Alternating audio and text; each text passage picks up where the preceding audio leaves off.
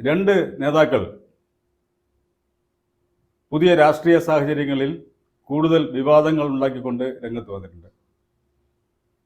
രണ്ട് പോപ്പുമാരെന്ന് വേണമെങ്കിൽ പറയാം.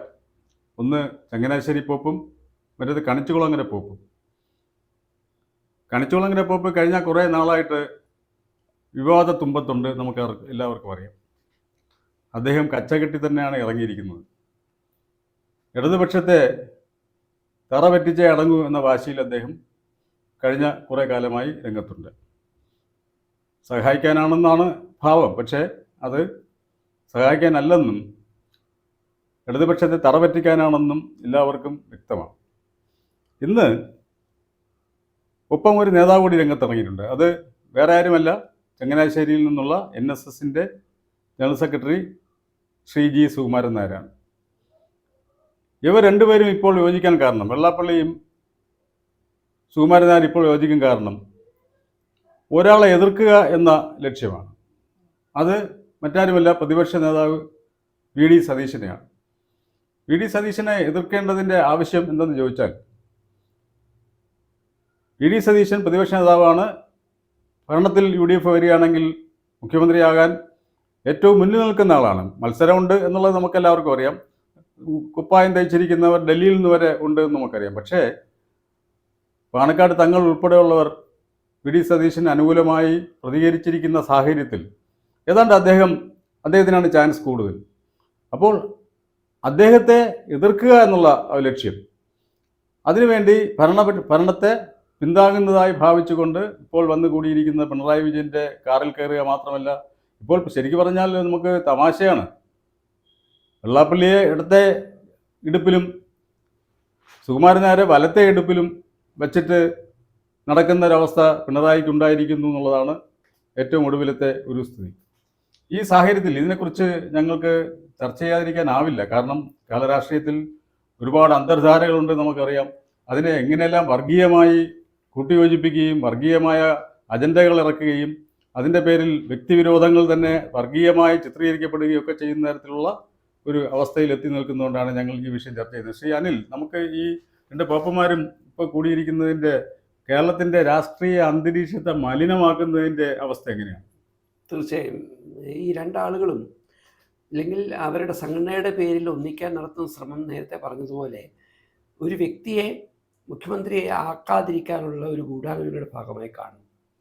എന്നാൽ അവരുടെ ഈ ശ്രമങ്ങൾ അവരാഗ്രഹിക്കുന്നത് പോലെ ശ്രീ പിണറായി വിജയൻ്റെ മൂന്നാമത്തെ വരവിന് അവസരമൊരുക്കുമെന്ന് പറയുമ്പോൾ കേരളീയ പൊതുസമൂഹം ഇതെല്ലാം കണ്ട് മനസ്സിലാക്കാൻ കഴിവുള്ളവരാണെന്നും ഇവരുടെ ഈ കൂടിച്ചേരലിൻ്റെ പിന്നിൽ അവരുടെ തന്നെ വ്യക്തിപരമായ ചില അസ്വാരസ്യങ്ങൾ മാത്രമാണെന്നും തിരിച്ചറിയുമ്പോൾ യഥാർത്ഥത്തിൽ ഇതുവഴി സംഭവിക്കാൻ പോകുന്നത് വലിയ തരത്തിലുള്ള ഇടർച്ച, രാഷ്ട്രീയമായ ഇടർച്ച ഇടതുപക്ഷത്തിന് സംഭവിച്ചു എന്ന് അടിവരയിടുകയും അപ്പുറത്ത് ശ്രീ VD സതീശനെ പോലെയുള്ള ഒരു നേതാവ്, പ്രത്യേകിച്ച് അദ്ദേഹം പറയുന്നു, എനിക്ക് എല്ലാ സമുദായ നേതാക്കന്മാരുമായി ബന്ധമുണ്ട്, എന്നാൽ സമുദായ സംഘടനകളെ തൻ്റെ രാഷ്ട്രീയ ലാഭത്തിന് വേണ്ടി ഉപയോഗിക്കുന്ന ശീലം എനിക്കില്ല.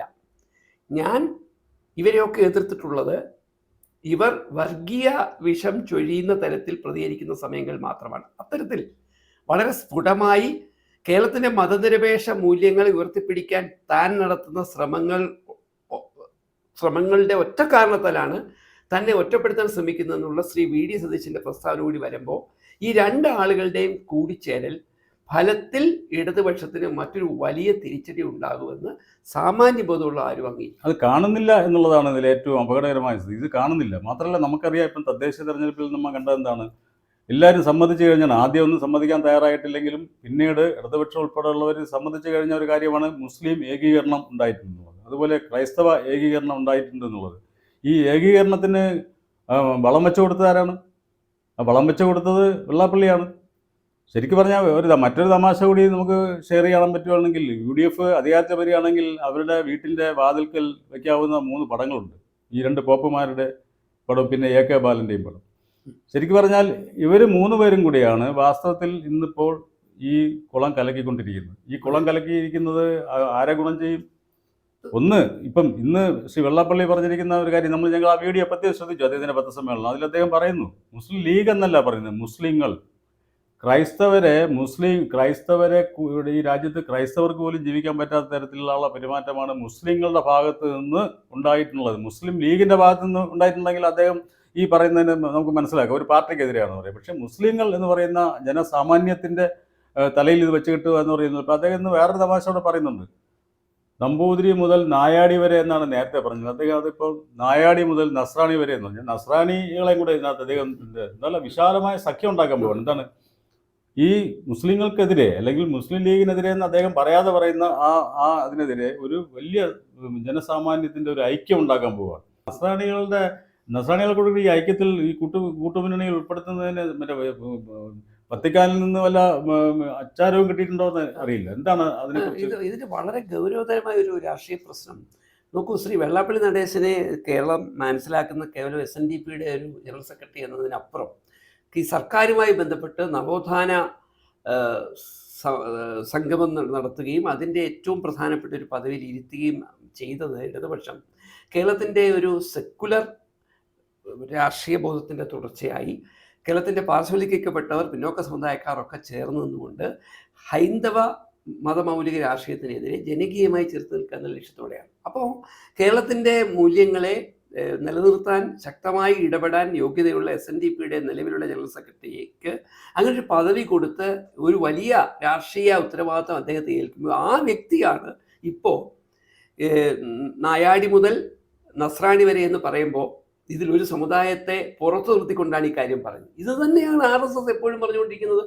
കേരളത്തിൽ RSSന്റെ രാഷ്ട്രീയ അജണ്ടകളിൽ അവർ ഉദ്ദേശിക്കുന്നത് ഹിന്ദുക്കൾ കേരളത്തിൽ 52% ഉള്ളൂ, മുസ്ലിം വിഭാഗം 27%. അപ്പോൾ 52%-ോടൊപ്പം ഏകദേശം 21% വരുന്ന ക്രിസ്ത്യൻ വിഭാഗത്തെ, പരമാവധി 21% വരുന്ന കൂട്ടി നിർത്തിക്കൊണ്ട് മുസ്ലിം വിഭാഗത്തെ ഒറ്റപ്പെടുത്തുക എന്നുള്ള ഒരു രാഷ്ട്രീയ അജണ്ട കേരളത്തിൽ നടപ്പാക്കാൻ അവർ ആഗ്രഹിക്കുന്നു.